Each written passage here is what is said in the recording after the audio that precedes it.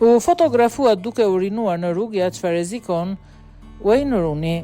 Ish futbollisti anglez, Wayne Rooney është kapur duke urinuar në publik në Londër.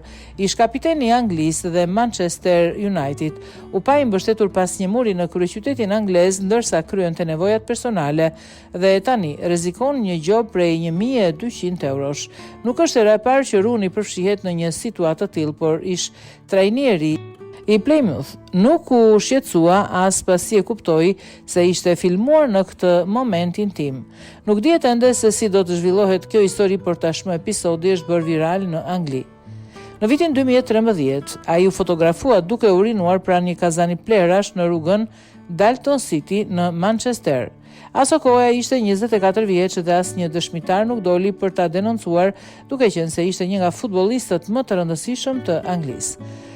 Në Mbretërinë e Bashkuar, urinimi në publik mund të konsiderohet vepër penale dhe mund të sjellë gjoba ose ndjekje penale në varësi të rrethanave dhe rregulloreve vendore.